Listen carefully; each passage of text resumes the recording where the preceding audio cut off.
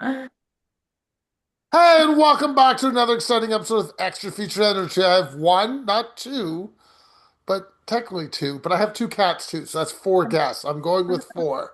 Okay, it's the first time ever Emiliano Mazzenga is on Yeah. my show. I've never think I've had a true composer on my show before, so this will be a first. And the wonderful Honey Lauren's coming back, who I miss dearly after 5 years. She abandoned me. She's decided to come back, which is great.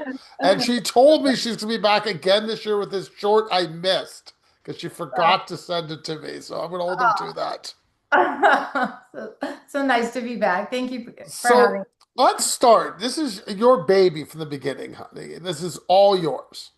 me. So All where did it come from? I mean, it's a very different story. I honestly don't think I've ever seen something like this before, but maybe you have. I've never have. I mean, Well, I know it does exist in the world. I've heard of things like this, but yeah. seeing a motion picture was very different. So, where did the Yeah. roots come from? Yeah, I mean, it is different. It's in that there aren't very many features that have a like intersex character in it. There's not a lot of narrative features about intersex. This is really a Romeo and Juliet story, though, about differences, two different people, people with differences. And yeah, so I set out to write something that really happened to me many, many years ago growing up. I thought my parents had made a mistake because I thought I was a boy. And this was a long, long time ago. And for this went on for like my first 7 years of my life. And then from 7 to 8, I lived as Larry. So I set out to write this story. Of course, it has nothing to do with what the story is, but that's where the idea came from. I thought I was going to write about this I don't know, this other identity that I lived with for so long. Yeah, Emiliano, when you come onto a project, how cold are you to come onto a project? I mean, you're not a writer, you're not a director, you're a composer. So, when do you normally come into this project, and when do you normally come into a project? So for this project, I came in post-production. That is usually when I start working. Sometimes, especially when there is an established relationship with the director, I might like start in pre-production and also have some teams just by reading the script. It's very rare now, but it happened in the past that like if you compose music beforehand, then the director can actually use it like while filming and getting, this atmosphere for the actors and which is pretty cool. Okay, I'm gonna build off that. Honey, when I'm watching the film, I find his music does come in very nicely, very Yeah, I it's don't so want to. I want to beautiful. use the word heavenly, but I don't know if I'm pushing it too far because I quite feel it's a departure from the singing parts. So when you were listening to it, did you know exactly where you want music, or did you have to play with it a bit more?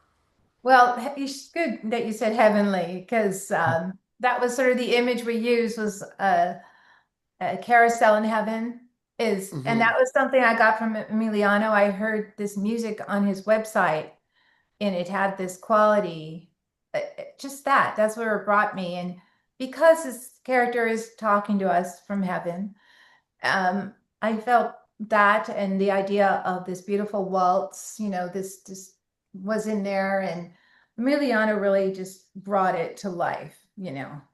It's like I feel like he completely captured what we were trying to do and enhanced it and supported it. So Wh- it was quite a process, really. When you're asked to compose, do you say I need 3 tracks, 5 tracks, or you just say what do you got for me? Like how does that work? Uh, you work like on the film, so it depends how many music the film needs. So then you try, to write a few themes and not too many, so that really like it's the identity of the film. It's not like seems like you're just using tracks from, different sources.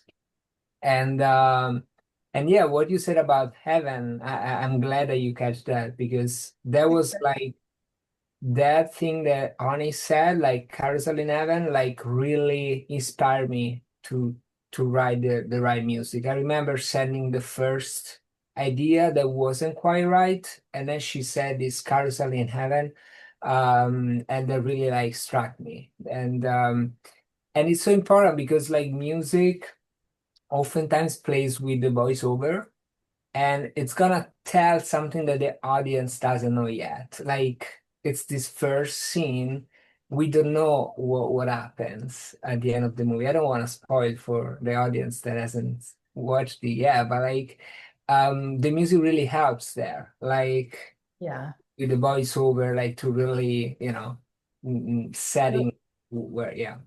I don't want to And he was so helpful because look, this is the first feature I've done. And I know that like for the last short that you saw, it was scored throughout the entire film. And I knew there were times we weren't going to score. And Emiliano was really helpful with that process. Sometimes you have to know when not to put music too. So right. Yeah. yeah. Yeah, Amelia, I'm going to depart from you for a few minutes, but join in if you want to comment on anything. You're more than welcome to, just so you know. I do want to go over a few locations before I forget. The hospital seems very real to me. Yeah. It was a real hospital in an abandoned not school, but it was like an abandoned village kind of place. It was crazy where there were multiple structures. It was many, many acres. And it was a home for people who weren't well, obviously, people who needed help and of all ages. Babies were born there, kids lived there, families lived there. It was wild. There were houses. So it was pretty amazing spot. And that hospital was a real hospital, abandoned, of course. A couple more locations I want to touch on. The bar looks like a real bar. Yeah, that was, gosh, where was that? That was someplace out here in Los Angeles. Most of it was shot in LA, though we did shoot a little bit in Kentucky, really only one day with the actors, and the other 2 days were B-roll. But yeah, so that was at a club, some club in Los Angeles, and it was really amazing because we were able to do the big scene, the big party scene in the next room as well. And So it the was like a last, DFW oh, wait club. a Yeah. second. The big party scene and the bar, the same place? Yeah, yeah. It was some kind of Mason club, Masonic temple, something. Yes, that makes sense. Crazy that they still have those, but they do. They do have Yeah. one still where I live. There is one still where I live. I've I never love been in those. it, but there is one. And the last one was discussed the store. I mean, Yeah, we're going the that was 50s here. Did you make up the store or that's just like a fruit so the market? yeah, so it was an abandoned gas station, and it was a set in Santa Clarita, and it was the most dressed thing we had to dress, obviously. And though the movie takes place in 1971, it still feels like it hasn't changed for 40 years, in there. And so, yeah, we had to create that store. And that was actually our very first day of shooting. Oh, And yeah, so I thought you know, it was one of those things that was going to need a lot of work. And thankfully, Eric Bach and the producer had a mind for that. And he said, let's start with that because that's the biggest thing to build. So we did. okay. Emiliano, when you go see your film or have people watch your film, are you looking for an expectation from your music or you just want them to come out happy? Like you know where your music's gonna drop. Honey knows where. I have no idea. So when your music drops, I get excited. Like, oh, I like this. So when you see it for the first time with a theater or with somebody, how do you feel about that? Are you waiting for your needle drop, or you're just like, I'm not. I don't want it to stand out. How do you look at that?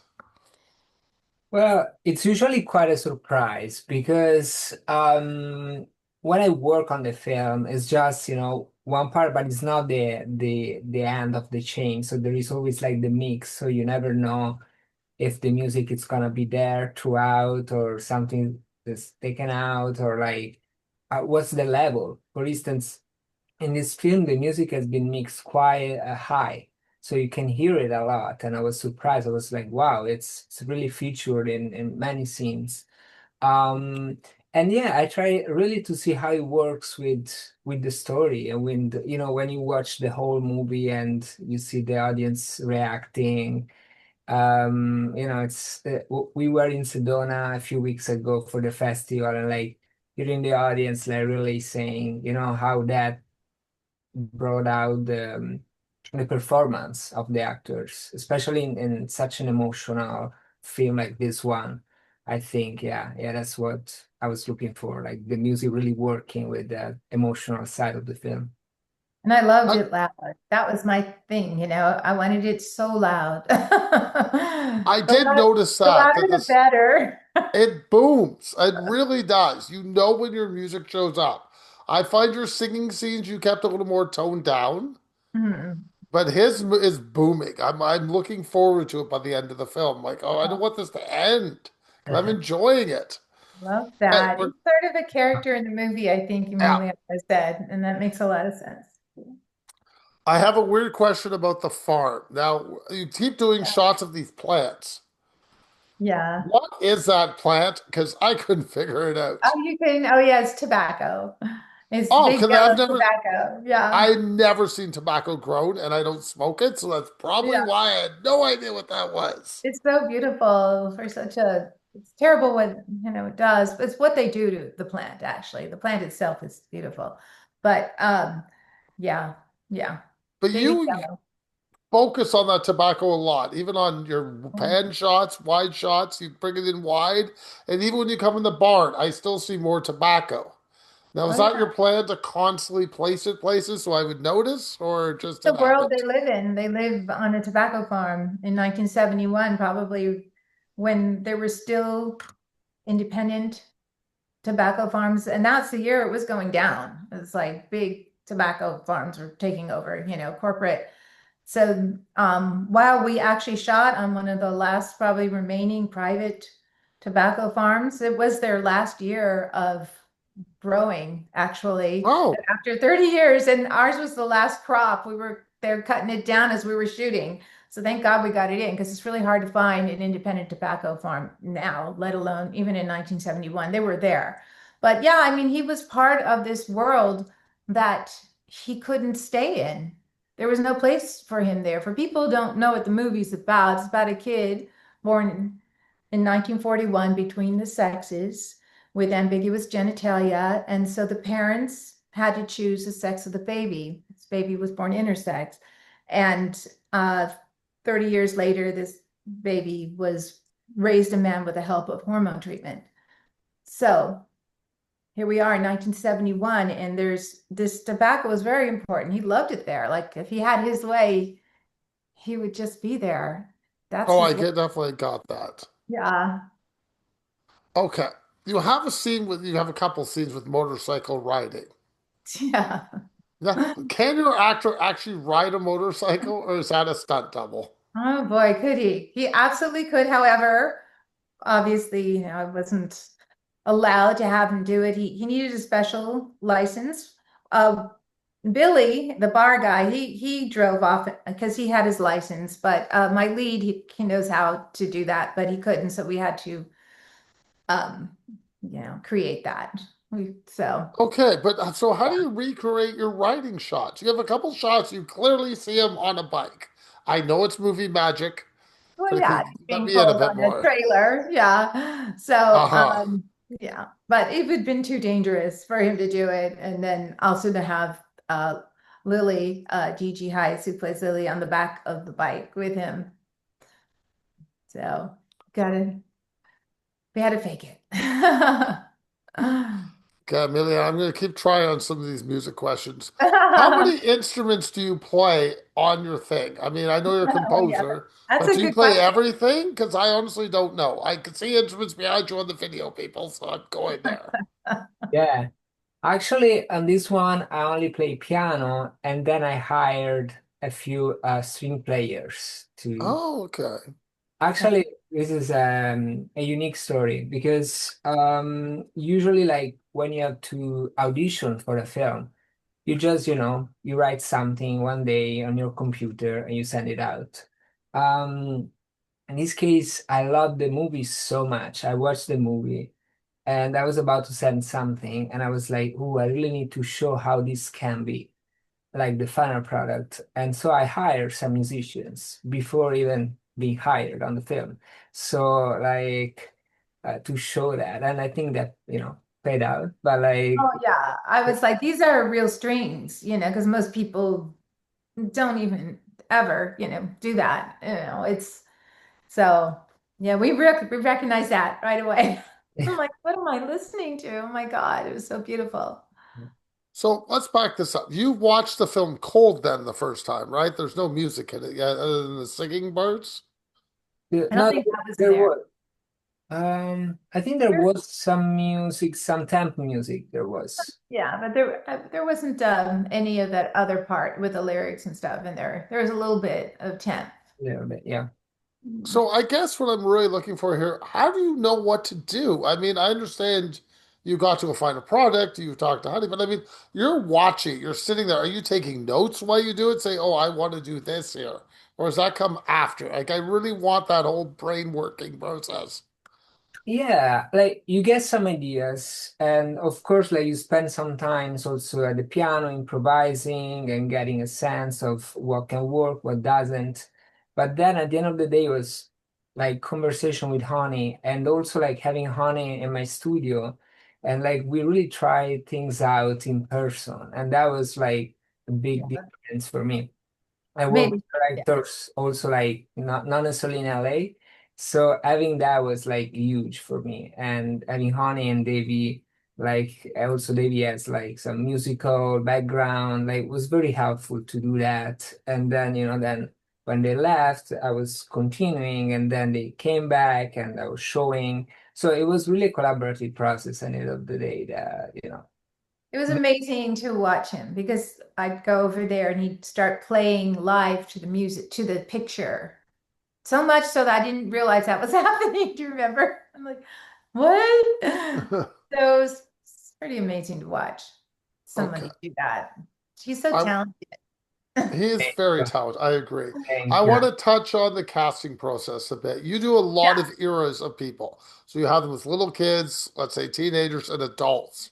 yeah. I find you work very hard at getting similar looking people. And I was watching for this.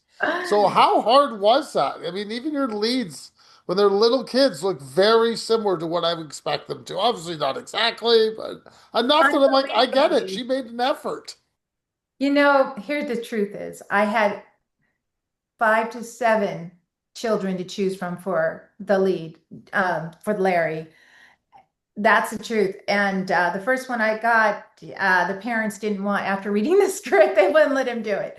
And so I had very few to choose from. So I'm going to just call it straight up luck. However, it was super, super important to me that we knew exactly who these kids were and who the young, like Aunt Peg was, the young mother and father. Also, I needed that. That to me, I thought that was so important. One of the things about young Larry, the 7-year-old, he looked so much like Dominic Bogart, and I hadn't seen what Dominic looked like without a beard until we were shooting because we had to start him off. When I met him, his beard was like down to here because he was on American Primeval, so he had this massive beard, and I was like, "Can you send me a picture what you look like?" I had no idea, and he didn't even have any without his beard that weren't like Ah, 30 years old. I'm like, "Oh, this isn't going to be help." So fortunately for me, I had no idea though that the little boy and him looked exactly alike when he took his beard off. I yeah. had no idea. I couldn't believe it. And also, I didn't even know what he looked like. I kept saying he was worried. I'm like, it's going to be okay. So I don't know where we were. We start with a shorter beard. And then the next scene, he had to shave his beard. And I walked right by him and I just kind of gave him the chin hello because I didn't know who the hell he was. It was so funny. It was like I had to do a double take. I was like, what? So it was Okay. That amazing. So you I brought got very some lucky. I got very lucky. good. Okay, the But beard scene. I want to discuss a yeah, little bit of the beard. Because yeah, most of the film he has a beard on. right. At one point in the film he doesn't have a beard on. Right. Yeah, And part of the beard comes off. I'm gonna leave it at that. I don't think I'm getting into anything. oh, I'm just that gonna part. and Okay. now is that a fake beard at that time? Oh yeah, I'm not sure he ever had a real beard except for in the grocery store because that was the first thing we shot, and then it was like gone. And Really? yeah, he was already gone by the time maybe we had a little bit of B-roll with him, and then it was gone. That's it. It was gone in Kentucky. And no, was it Kentucky? Yes, it was. So yeah. So we had to go because you can't shoot in order, right? So we had to Oh, keep I know putting it that. on, taking it off, right? And yeah. So by the time he was the beard started coming out a little bit, he it was fake by that point. I'm gonna get back to you, Billy, and I just got two more Yeah. things for Honey. Sorry. You do play Aunt Peg. I do. Yeah. Was that always planned for you to play Aunt Peg? I think it probably was. I wrote it for myself. I never really thought I was going to direct this. You don't know how I wrote it like 11 years ago, the actual script. And of course, I wrote it for myself, but then I thought I'll never get a chance to do it. I'll be lucky if the movie gets made. So I was pretty resigned that I would never get to play her. So, but then I got to. Oh, yay. I And wasn't one la sure. Yeah. Who drew the picture of Aunt Peg? That? Oh, that picture. Yes. I think it came from, the lady who was the wardrobe lady, Sammy, drew it. We were all trying to draw it. And it was all terrible. And then she just came in and we're like, that's it. So she's awesome. She did a So, great job. Emiliano, when you were done with a project, any project, and you go back to revisit it, or do you want to fix something? You're like, oh, I could have done that a little bit differently. And I'm talking like you're done, you've shipped it, you're ready to go. And, like any creative person, something click, I gotta change that. Has that happened during this film? Not during this film. It has happened in the past, but not during this film. Actually, I was surprised at the screening. I watched it in a big screen for the first time 3 weeks ago, and like there were some pieces of music like the that I wasn't remembering them, and I was surprised that how well they were working. Yeah, because when you work maybe, I don't know, 1 month, 2 months on a project, and then you have to, sometimes write a lot of music in a short span of time. And yeah, there were a couple of ones. One was when there is the mom and Larry Mm. when he doesn't have the beard anymore, which is like something that we did it towards the end. We weren't even sure that we would want to have music there. Yeah. And I remember even Dominic, the lead actor, was telling me there, like you did something special, was unique, something that you play when he says a certain line. And I was like, wow, yeah, I didn't even remember that writing that piece. Because when you are, writing, you write so much music and you are in the process that, I uh, love that music and that. Oh gosh, yeah, and came in so perfectly. So you're so good. I I guess I could go ahead, Tony. Sorry.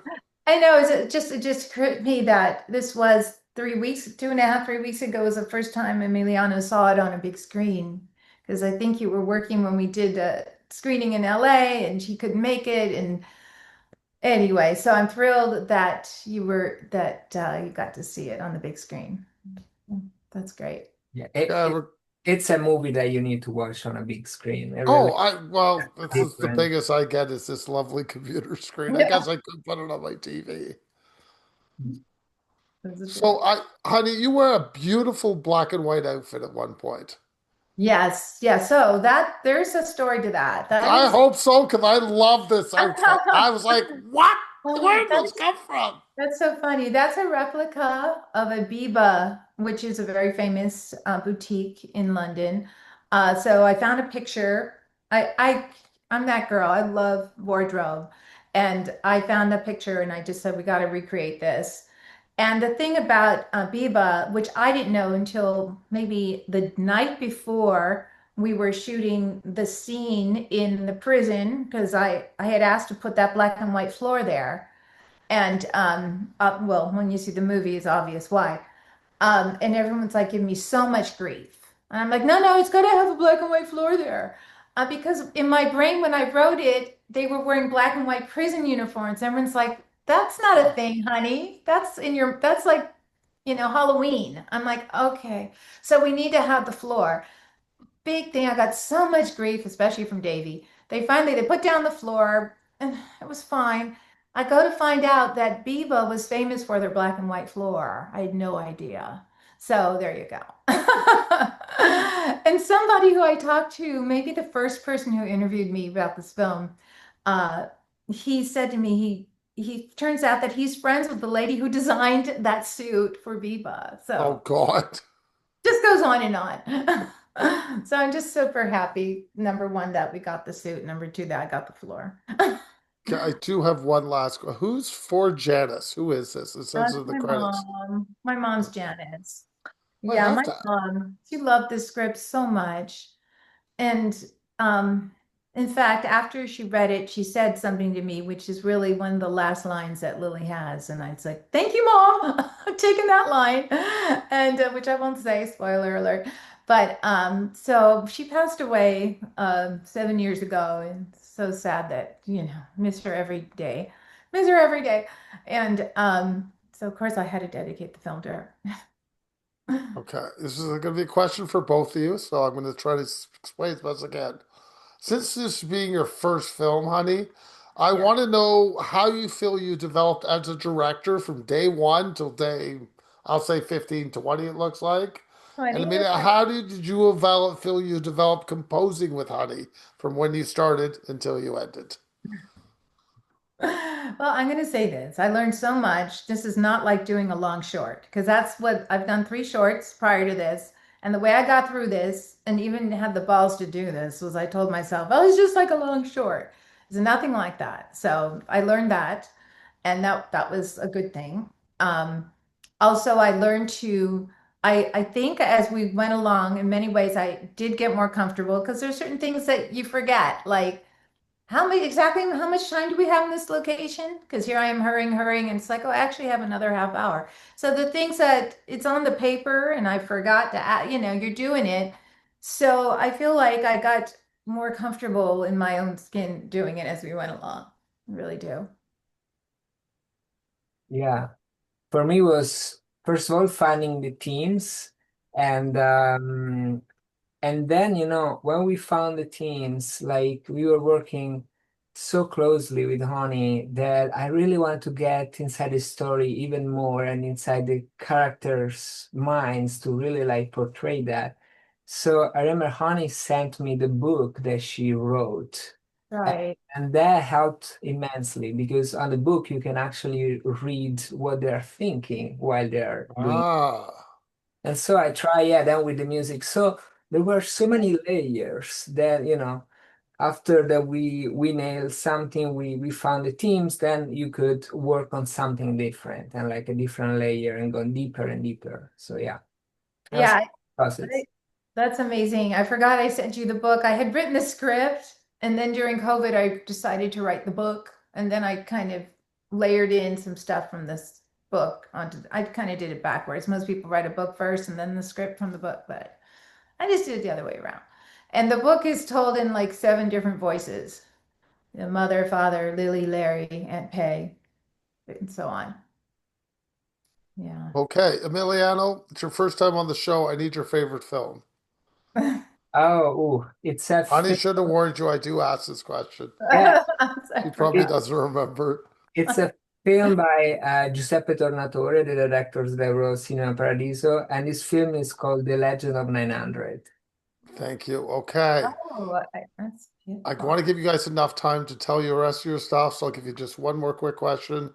Favorite film from last year? Oh gosh, from last year. I'll make it easy for you. I'm probably going to fail that question because I can't even remember last year. It was such a blur. Go ahead, Emiliano. Do you have an answer? No, Last I'm not sure. year. Yeah, I Okay, don't fair know. enough. Let's move along. Honey, before I let you guys go, tell everybody where they can find your projects. Absolutely. If you go to destroyolmedia.com or honeylauren.net, there's a list of upcoming festivals. And we're not sure when we're releasing yet. It's forthcoming, though. It will be Now, hang released. on, you have a bunch of shorts that people may want to watch because I remember one with really Oh. cool bondage in it. Yes, you do. Oh my gosh. Yes, Wise of the Skies, it has That's it. worldwide. Lights of the Skies. I right now I had a distributor for worldwide for a long time and our contract was up and they stopped repping shorts. So there's a fabulous short distributor out there. They should contact me. It's People, please. One of my favorite shorts ever. so fun. Emiliano, I don't know much about your composer. So where can they find your stuff? My website, emilianomazzenga.com. There is most of my stuff and also Spotify. I'm thinking about releasing the soundtrack album for this, so probably in the next Yes, do few it. Don't be months, silly. Get uh, it out there. it will be out there. Yep. Thank you for your time and have a great evening. Thank you Thank so you. much. Thank you so much for Such a having us. pleasure. Bye. Thank you. Bye-bye.